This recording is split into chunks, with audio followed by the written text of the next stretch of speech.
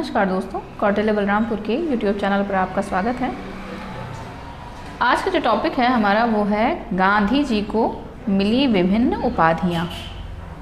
देखिए, गांधी जी को आपने सुना होगा बापू भी कहते हैं, गांधी जी को राष्ट्रपिता भी कहते हैं। तो ये उनका नाम थोड़ा ना था, उपाधि अलग से मिली थी। ठीक है, तो ऐसे ही बापू राष्ट्रपिता के अलावा उनको ढेर सारी उपाधियाँ या ढेर सारे अलग से नामकरण दिए गए थे। जैसे अधनंगा फ़कीर आपने सुना होगा। अब ये कोई उपाधि तो नहीं है, लेकिन फिर भी विंस्टन चर्चिल ने उन्हें अधनंगा फ़कीर कहा था।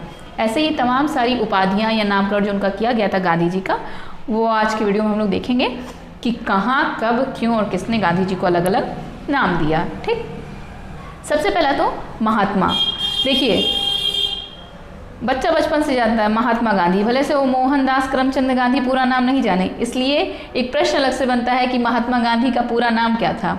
ठीक, मोहनदास करमचंद गांधी उनका नाम था, बचपन का नाम उनका मोहन था। ठीक, करमचंद उनके पिता का नाम था। महात्मा की उपाधि उनको किसने दी थी? रविंद्रनाथ टैगोर ने। और कब? जब चंपारण सत्याग्रह का सफल नेतृत्व किया था गांधी जी ने। आपको पता है 1917 में चंपारण सत्याग्रह हुआ था। 9 जनवरी 1915 को गांधी जी दक्षिण अफ्रीका से इंडिया वापस आए थे और उसके बाद 1917 में चंपारण सत्याग्रह गांधी जी के जीवन का भारत में पहला सफल सत्याग्रह था, जो चंपारण में उन्होंने 1917 में किया था। और इसी के बाद रविंद्रनाथ टैगोर ने उन्हें महात्मा कहकर संबोधित किया, और जो इतना पॉपुलर हुआ कि महात्मा गांधी के नाम के आगे महात्मा जुड़ ही गया। ठीक, अगला है राष्ट्रपिता। राष्ट्रपिता, सब लोग राष्ट्रपिता जानते हैं। पूरे राष्ट्र का पिता कौन है? गांधी जी हैं। 4 अगस्त 1944 को सुभाष चंद्र बोस ने रंगून रेडियो से एक जब प्रसारण में महात्मा गांधी से भावनात्मक अपील में कहा कि राष्ट्रपिता, हम भारत के इस पवित्र मुक्ति युद्ध में आपका आशीर्वाद और शुभकामना चाहते हैं। सुभाष चंद्र बोस जो म्यांमार निकल गए थे, आपको पता है रंगून बर्मा की पुरानी राजधानी थी रंगून, यहाँ पे एक रेडियो प्रसारण में सुभाष चंद्र बोस के द्वारा गांधी जी को राष्ट्रपिता कहकर संबोधित किया था, क्योंकि दरअसल गांधी जी पूरे राष्ट्र का नेतृत्व कर रहे थे। जैसे पिता परिवार का नेतृत्व नहीं करता है, वैसे ही गांधी जी पूरे राष्ट्र का नेतृत्व कर रहे थे, इसलिए उनको राष्ट्रपिता कहकर किसने संबोधित किया?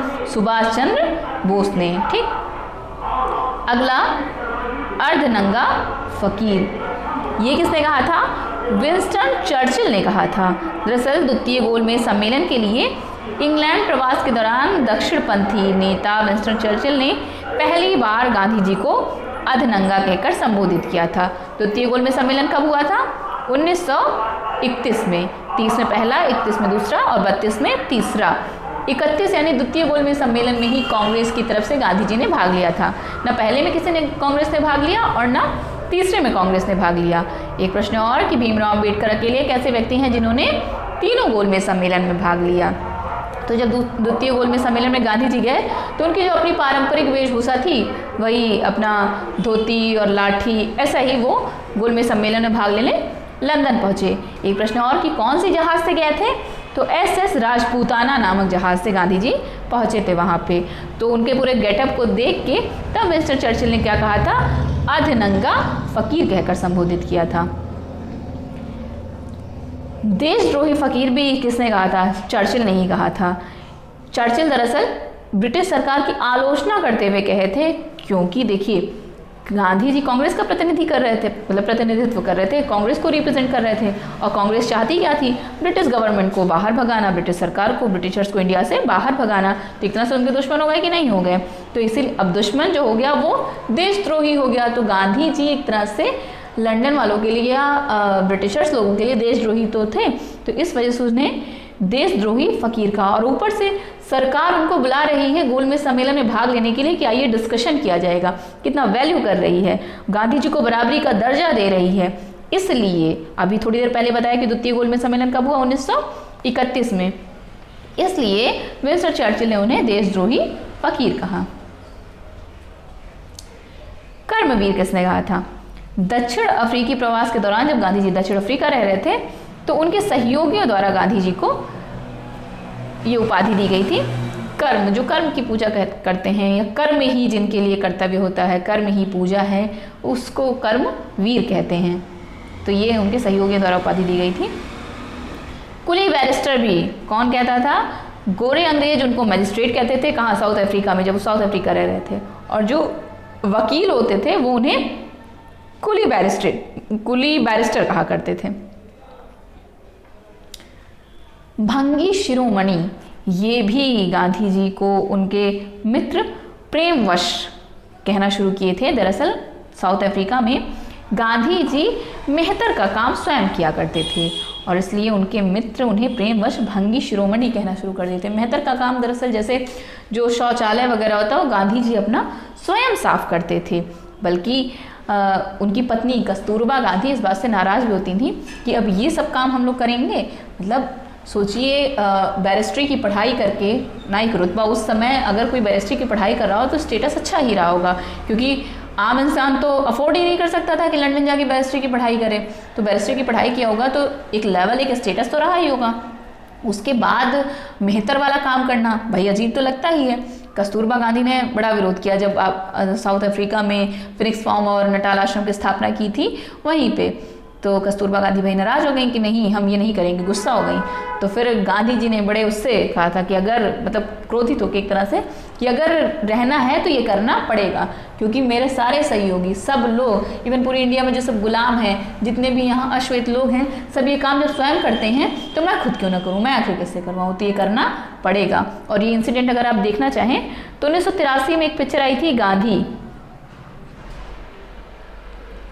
उस मूवी में ये इंसिडेंट दिखाया गया है। तो तभी उनके दोस्तों ने उनको भंगी शिरोमणि कहना भी, शिरोमणि माने क्या होता है? सिर की मणि, मणि हमेशा ऊपर सजाई जाती है, तो ये अपने आप में विरोधाभास अलंकार लिए हुए एक शब्द है। तो उनके मित्रों ने भंगी शिरोमणि कहना शुरू किया था। सेवाग्राम का संत, आश्रम में गांधी जी की सेवा भावना से प्रभावित होने वाले अतिथियों ने उन्हें सेवाग्राम के संत के रूप में संबोधित किया। ये भी संबोधन उन्हें मिला सेवाग्राम के संत के रूप में। गांधी जी के अंदर सेवा भावना तो थी ही, वो सब की सेवा किया ही करते थे। तो इससे प्रभावित होकर जो अतिथि यानी जो मेहमान, जो गेस्ट आते थे, उन्होंने उनको सेवाग्राम के संत के रूप में संबोधित किया। भर्ती करने वाला सार्जेंट, ये भी उनको उपाधि मिली है।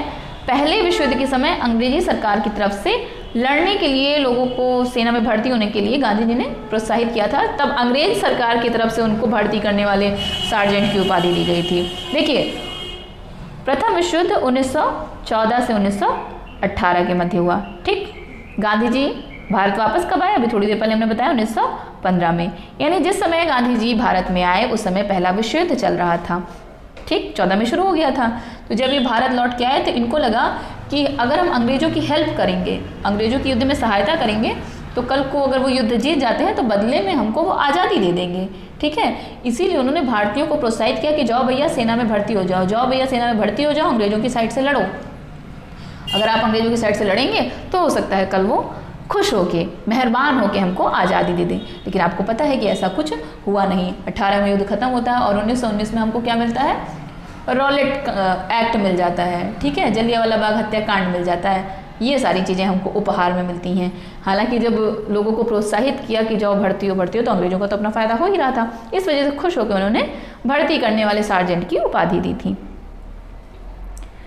बापू बहुत फेमस है, बापू सब लोग जानते हैं। और कहा किसने था? पंडित जवाहरलाल नेहरू।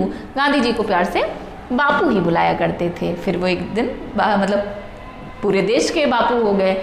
नेहरू हमेशा ही, आप जान रहे हैं नेहरू जी से गांधी जी बहुत बड़े थे, तो हमेशा ही प्यार से उनको सम्मान से, प्यार से बापू कहा करते थे और आज वो पूरे देश के बापू हैं।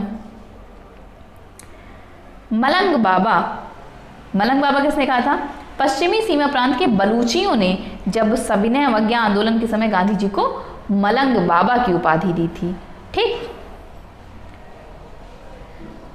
इस तरह आपने देखा कि ढेर सारी नंगा फकीर, बापू, महात्मा, राष्ट्रपिता, भंगी शिरोमणि, ये सारी उपाधियाँ, भर्ती करने वाला सार्जेंट, ये अच्छे से हमने डिटेल में समझा दिया कि कब मिला, किसने मिला, क्यों दिया, किस लिए दिया। ये सारा इससे प्रश्न भी परीक्षा में पूछा जाता है, चाहे वो 1 दिवसीय परीक्षाएं हों चाहे वो सिविल स्तर की परीक्षाएं हो, फैक्ट बना के, फैक्ट है तो वो कहीं ना कहीं से प्रश्न बनाएगा ही बनाएगा। मन कहे तो इसका नोट्स बना लीजिए, वीडियो को अगर ना समझ में आए तो दोबारा देखिए। ऐसे ही किसी और टॉपिक पे हम लोग कल फिर मिलेंगे, तब तक के लिए थैंक यू सो मच।